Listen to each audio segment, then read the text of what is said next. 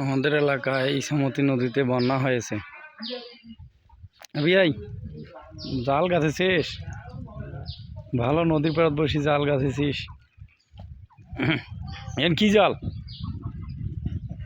চটকা জাল।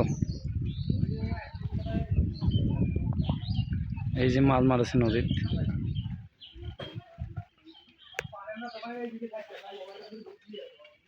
অনেক মানুষ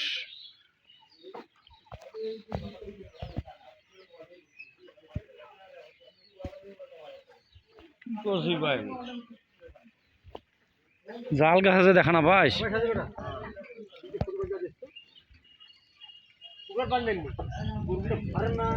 এই হচ্ছে ইছামতি নদী। 26 তারিখ সারাদিনকার পানিতে বন্যা হয়েছে।